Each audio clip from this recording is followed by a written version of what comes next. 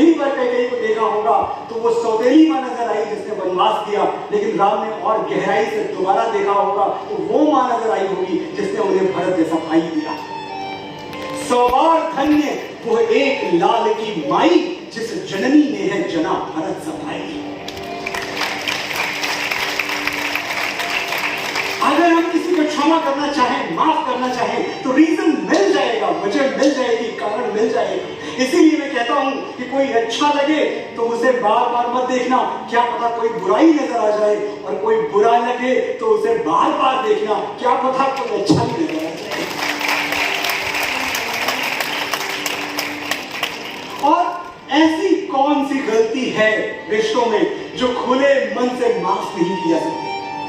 एक जरा सी बात हम क्यों नहीं समझते कि गलती सिर्फ एक पन्ना है और रिश्ता पूरी किताब। अगर किसी पन्ने पे दाग लग जाए, अगर किसी पन्ने पे स्याही गिर जाए तो वो पन्ना फाड़ के फेंक दो, पूरी किताब फेंक देना कहां की समझदारी है। सुख से जीने के सिर्फ दो तरीके हैं, सिर्फ दो तरीके। भूल जाओ उन्हें जिन्हें माफ नहीं कर सकते, और माफ कर दो उन्हें जिन्हें भूल नहीं सकते। इस डिजिटल दुनिया में कहां ढूंढें, मां की चिट्ठियां कहां चली गई, बाबूजी के तार कहां खो गए।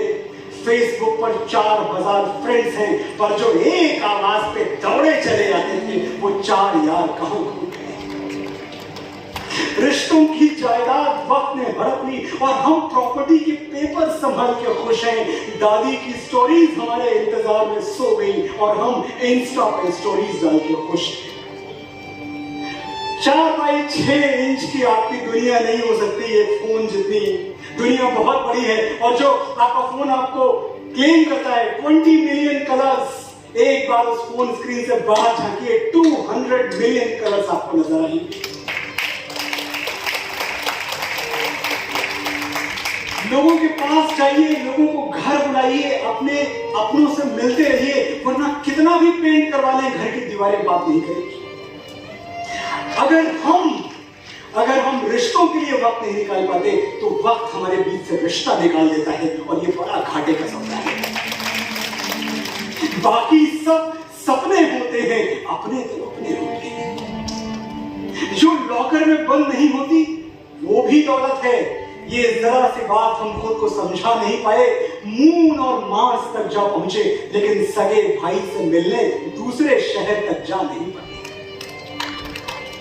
भरत राम को मनाने अयोध्या से चित्रकूट नंगे पांव चले के आए थे, और श्री राम उनके मन में अपने भाई के लिए करुणा देखे। मेरे ख्याल से आज इस तरफ देखना बहुत जरूरी हो चुका है। हम कुछ सीखें कि हमारे पूर्वज कौन थे और हमें क्या सिखा के गए। श्री राम के मन में अपने भाई के लिए ऐसी करुणा कि जब वो चित्रकूट पहुंचे तो वन देवी उनसे मिले हैं, द गॉडेस ऑफ फॉरेस्ट, जंगल की देवी। उन्होंने कहा, प्रभु आप हमारे गेस्ट हैं, हमारे मेहमान हैं, हमारे अतिथि हैं, बताइए हम आपके लिए क्या कर सकते हैं।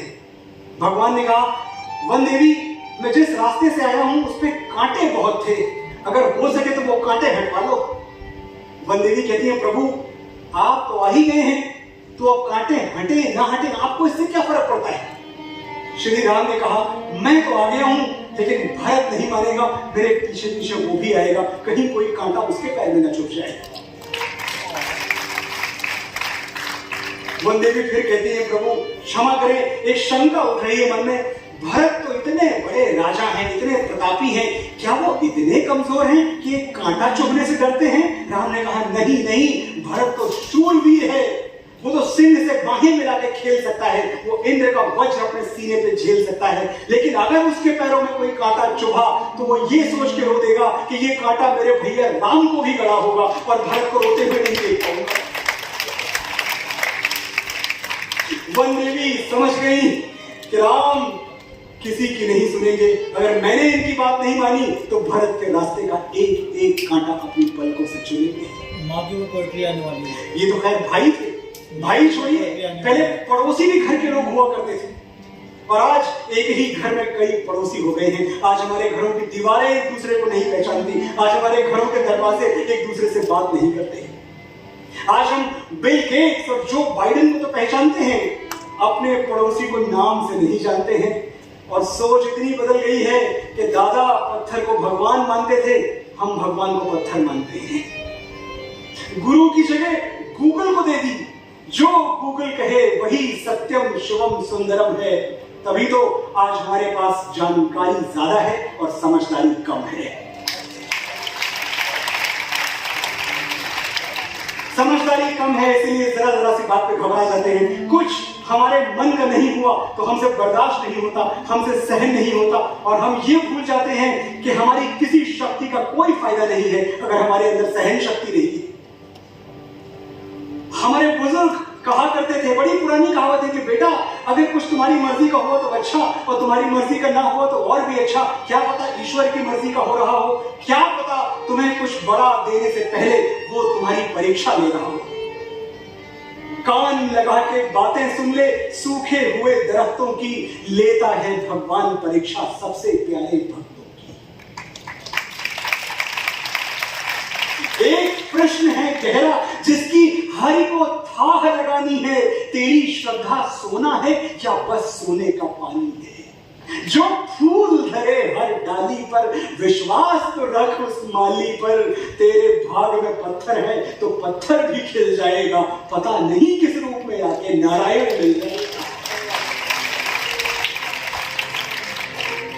नेकी व्यर्थ नहीं जाती, हरि लेखा जोखा रखते हैं। औरों को फूल दिए जिसने उसके भी हाथ महकते हैं। कोई दीप मिले तो बाती बन, तू भी तो किसी का साथी बन। मन को मान सरोवर कर ले तो ही मोती पाएगा, पता नहीं किस रूप में आके नारायण मिल जाएगा। हमने बड़े बड़े अरमान पूरे कर लिए, पर छोटी छोटी आरज़ुएं हाथ मलती हैं। घर से निकलते हुए कभी माँ की दुआएं साथ चलती थी, आज ब्लड प्रेशर की दवाएं साथ चलती हैं। एक वो भी दिन थे जहां थक गए वहीं सो गए, और आज लाखों का मैट्रेस है पर गहरी नींद में सोए महीनों हो गए। दिखावा ऐसा कि हम टूटे हुए पैरों में ब्रांडेड जूते कसते हैं, और अदाकारी ऐसी कि अंदर जितने ज्यादा आंसू भरे हैं बाहर उतना ही जोर से हंसते हैं। ये दुनिया जो हमने बनाई है, ये जिंदगी जो बड़े जतन से कमाई है, इसमें जितना शोर है उतना ही सन्नाटा, जितनी भीड़ है उतनी ही तन्हाई है। एक वजूद हजार टुकड़ों में बंट गया, दिल कहीं, दिमाग कहीं और होश कहीं है। जब हमारे पास कुछ नहीं था तो सब कुछ था, आज सब कुछ है पर कुछ नहीं है।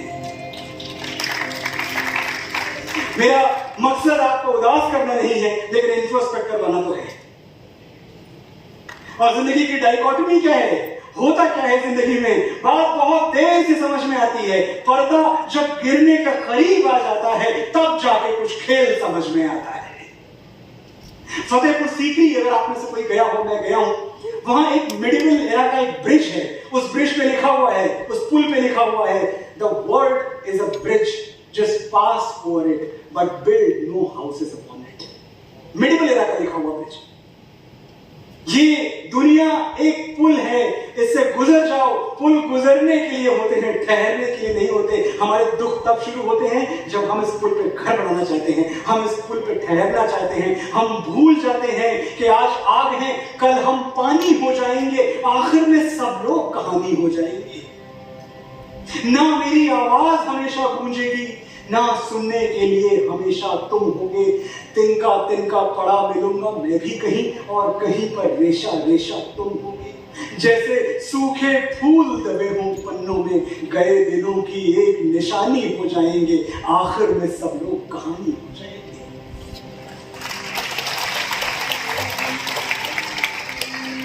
आज हमारी छतों पे सावन आया है, किसने कहा ये बादल कल भी बरसेगा। आज यहाँ तारीफें हैं, वाहवाही है, ये कमरा कल एक ताली को तरसेगा। बुझ जाएंगी वक्त महल की कंदीलें, गायब सारे राजा रानी हो जाएंगे, आखिर में सब लोग कहानी हो जाएंगे। और अगर आखिर में कहानी होना ही है तो क्यों ना ऐसी कहानी बन जाए जिसे लोग भीगी हुई आंखों से और मुस्कुराते हुए होठों से दोहराएं। जब एक दिन दुनिया से जाना ही है तो दिल दुखाने वाली बात होठों से क्यों कहे, क्यों ना उन्हीं होठों से कोई गीत गा ले, किसी की गर्दन पे तलवार क्यों रखे, क्यों ना किसी को गले लगा ले। बहुत बहुत छोटा है मेरा और आपका ये मिलन। क्या है ये जिंदगी, सर्कस शो 3 घंटे का। पहला घंटा बचपन, दूसरा घंटा जवानी, तीसरा घंटा बुढ़ापा, और उसके बाद तू नहीं, मैं नहीं, वो नहीं, ये नहीं, कुछ भी नहीं रह जाता। अगर कुछ रह जाता है तो खाली खाली कुर्सियां हैं, खाली खाली तंबू है, खाली खाली घेरा है, बिना चिड़िया का रैन बसेरा है, ना तेरा है ना मेरा है।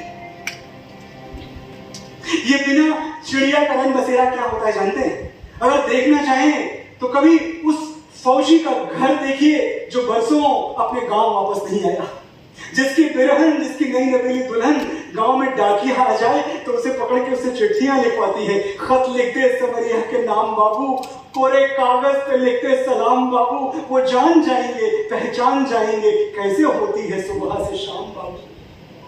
सूनापन देखिए। और हम भारत के लोग, हमने तो हमेशा वीरों को सर्वोच्च सम्मान दिया है, सर आंखों पे रखा है, हम वीरों की पूजा करते हैं, लेकिन ये भूल जाते हैं कि शौर्य सिर्फ सीमा पर गोलियां चलाने और गोलियां खाने में नहीं है, घर की चौखट पर अपने ढोल सिपाही के इंतजार में मोमबत्ती की तरह जलते रहना भी शौर्य है। ये जानते हुए भी कि सीमाएं अक्सर सुहाग की बलि मांग लेती हैं, अपनी मांग में सिंदूर भरते रहना भी शौर्य है। वो चिट्ठियां लिखते रहना भी शौर्य है जिनके जवाब में लिफाफे नहीं आते, तिरंगे में लिपटे हुए ताबूत आते हैं। एक ऐसी चिट्ठी कभी मैंने पढ़ी थी। सुनो मेरे प्रियतम, मेरे साथी, तुम्हारे बिना जिंदगी मुझसे जी नहीं जाती। तुम तो वीर हो, योद्धा हो, लड़ाके हो, दुश्मनों की टोलियों से लड़ जाते हो, उड़ती हुई गोलियों से लड़ जाते हो। ये बता दो मैं तन्हाइयों से कैसे लड़ूं? घर के हर कोने में तुम नजर आते हो, मैं यादों की परछाइयों से कैसे लड़ूं? कल एल्बम देखा, हमारी सारी तस्वीरें पुरानी हो चुकी हैं, नई कब खिंचवाएंगे? इस बार तो तुम होली पर भी घर नहीं आए, हम एक दूसरे को रंग कब लगाएंगे? आपके दिवाली पे वो गुलाबी साड़ी पहनी थी जो तुम बनारस से लाए थे, सबने तारीफ की, पर किसी की तारीफ मेरे दिल पर नहीं लगती जब तक तुम नहीं कह देते मैं अपने आप को सुंदर नहीं लगती।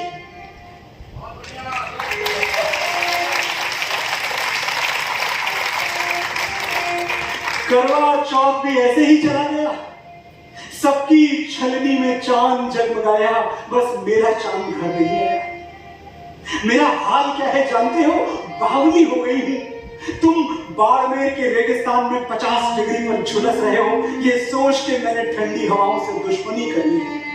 कहीं कोई झोंका बदल से छू न जाए, इस डर से कमरे की एक एक खिड़की बंद कर दी है, अब कहीं से हवा नहीं आती। सुन रहे हो ना मेरे प्रियतम, मेरे साथी? दुनिया में कौन चाहेगा किसी की दूसरी मोहब्बत बनना? मैंने वो भी बड़े शौक से कबूल कर लिया। मैं जानती थी फौजी की जिंदगी में जो भी आएगा दूसरा प्यार ही कहलाएगा, पहला वादा तो वो देश की मिट्टी से निभाएगा।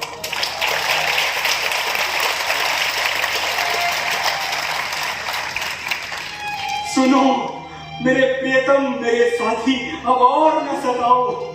जिस दस्तक के लिए मेरे कान तरस गए वो दस्तक बन के आ जाओ। जिस आहट के लिए मैं रोज तड़पती हूँ वो आहट बन के आ जाओ। पर ध्यान रहे मेरे ढोल सिपाही, भारत माँ से किया हुआ वादा तोड़ के मत आना, चाहे मैं बिरहन ही क्यों ना मर जाऊं, मैदान छोड़ के मत आना।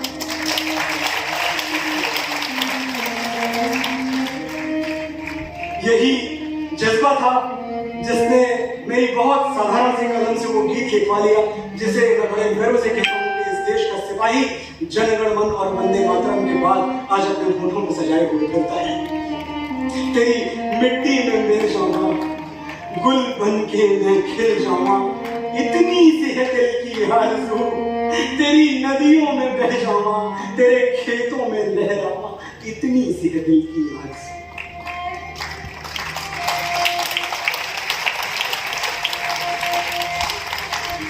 सरसों से भरे खलिहान मेरे, जहां झूम के भंगड़ा पा न सका, आबाद रहे वो गांव मेरा जहां लौट के वापस जा न सका। ओ वतना वे मेरे वतना वे, तेरा मेरा प्यार निराला।